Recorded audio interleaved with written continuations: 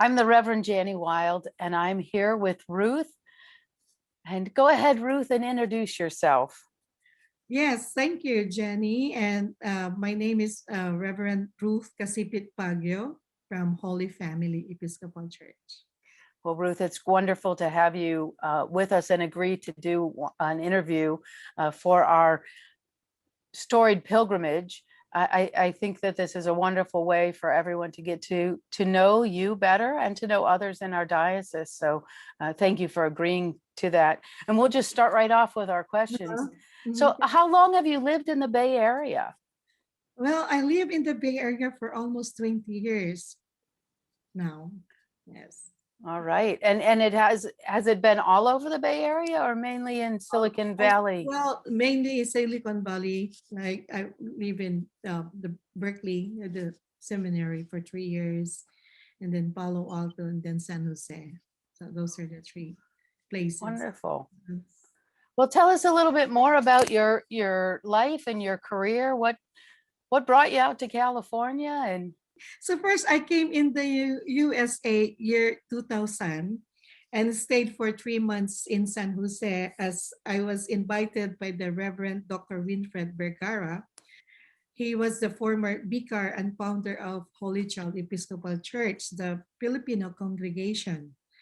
So then after that, I came back July of 2001 and got accepted at CDSP, the Church Divinity School of the Pacific in Berkeley, as international student. As a student, I was exposed to a community of people from different nations. In fact, I eventually had acquaintances and friends of different backgrounds, tongue, color, persuasion, and faith. Even before coming to United States, I was born and raised in the Philippines in a Methodist family. And my mom tells stories how my grandmother used to host foreign missionaries in her house. And eventually, I was in my growing years exposed to missionaries who came to church planting and those involved with the Christian Children's Fund. So I had so much wonderful memories of American missionaries who were friends with my mom, who was also a church worker. And besides exposure to foreign missionaries, my dad, in his younger years of married life, works for some Chinese businessmen who pioneered the only grocery that sells everything in town. And then one of them married my auntie. So I grew up in a communal setting where almost you know everybody in your neighborhood, and our neighborhood share food, and we also share stories.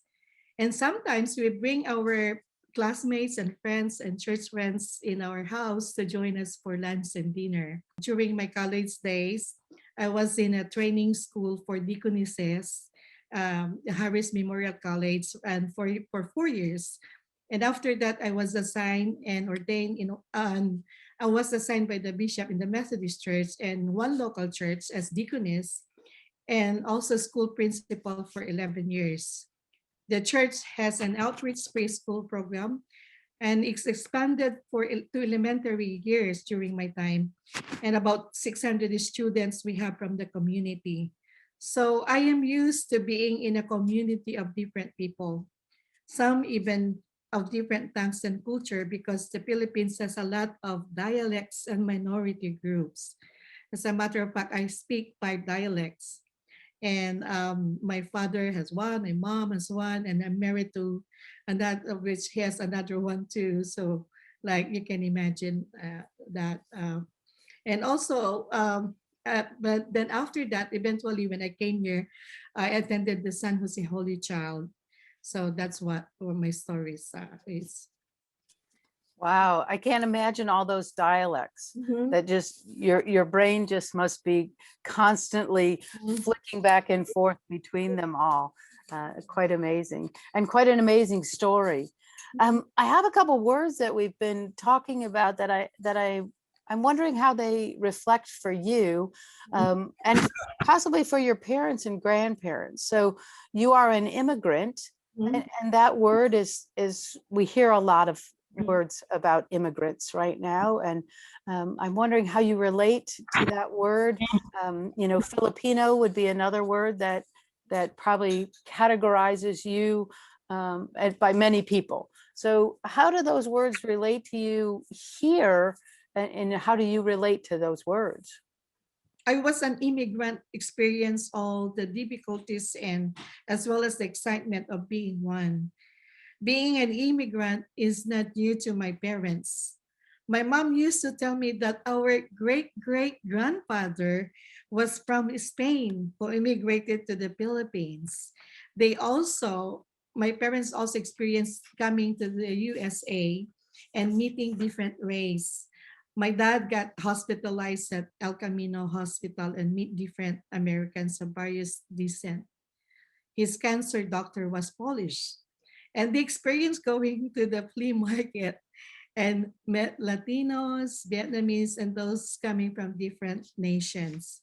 And this is also my experience as an immigrant. I was surprised, a lot of different people of different race. And when I came here, and I realized that, you know, I consider myself as an immigrant, and there's lots of people, diverse. It's a diverse community, especially the Bay Area. Mm. Oh, wonderful. Thank you. Um, all your background about missionary and your family experience with missionaries and stuff, I'm thinking all that shaped who you are to become a priest.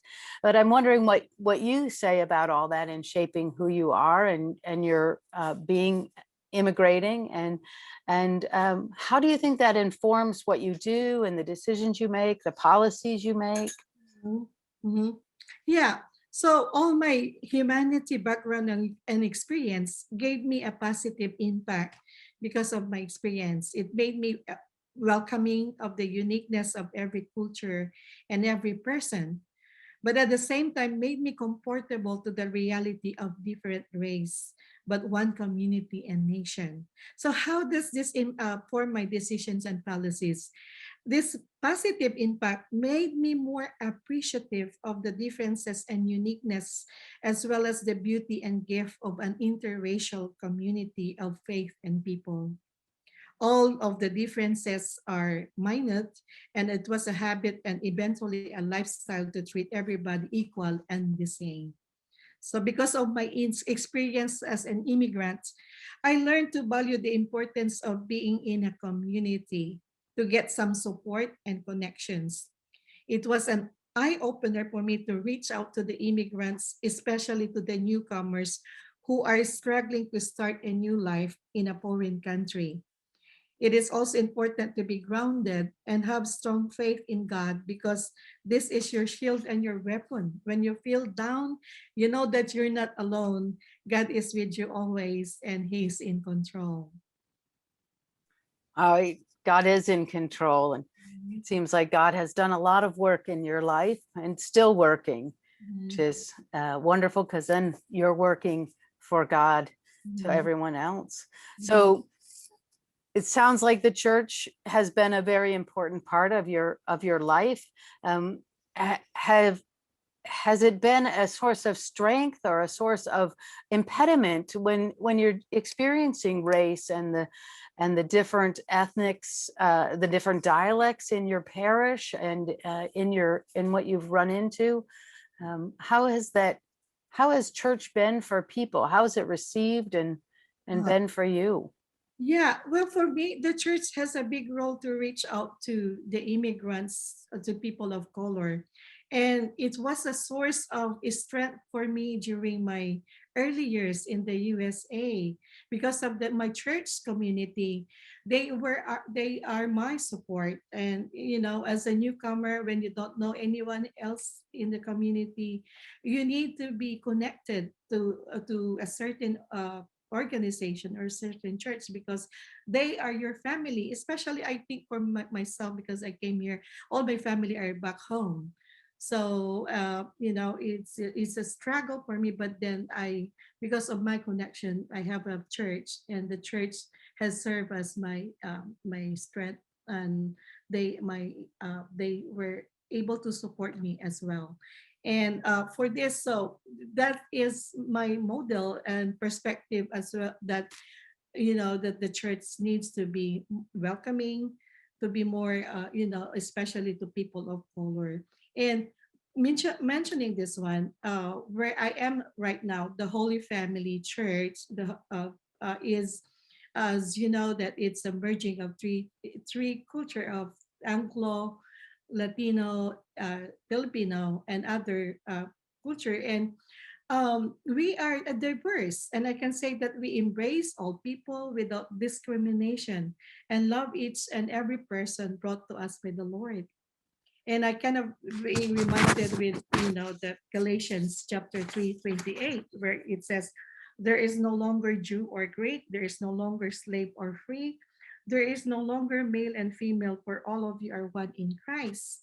So because of the church, because of we have faith in Christ. Christ came to remove the many walls that divides humanity and as a race.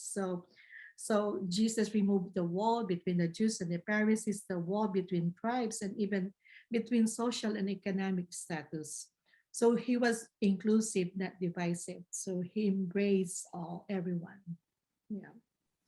Mhm. Well, I can't wait till we're out of COVID and you can have potlucks again, because I want to come to a potluck at your place. That too, like that is a big thing also in our community, the potluck, which I And think also kind of brought together. It brought all together. So, well, sometimes we may find pain and challenge in the realities of being in a melting pot, as they say, but we hope to become a beautiful and good final mix, and as a perfect recipe that can be a blessing to all and a sweet offering to the Lord. So that's what we're like. And yeah, yes. yeah, that potluck's just got to be quite a spread and offering to Mhm, mhm, God, of all the various foods and everything too. So mhm. that is truly a blessing, Yes. definitely. And you're a blessing too, Holy Family. So I'm so glad that you are here and God has called you to Uh, this place. So I have a question that I've asked my people when I've interviewed them, and it's, what brings you the most joy in your life? well, what brings me joy most of my life is, I'm a strong extrovert person. My Briggs Myers test, when I had that, and a strong person wherein, that what brings me joy really is to be with people.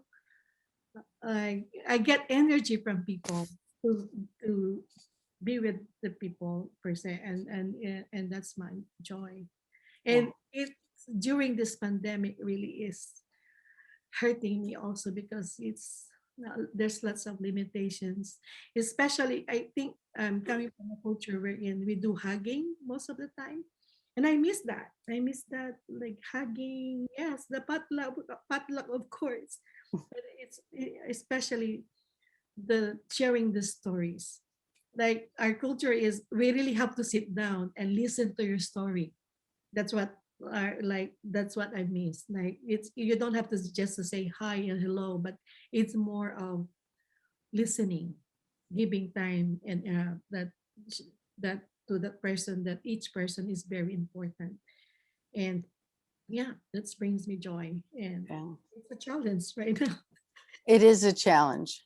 It is a challenge. And I really appreciate everything you've been doing Mhm, mhm, to mhm, bring your community together and have those, the challenge that there is to be new church mhm, at the same time, especially in really tight communities, mhm. and more power to you, and God bless you. Well, Thank thank you so much thank for sharing with us today. you. And I look forward to more conversations with you. Thank you also. It's my honor to be part of this.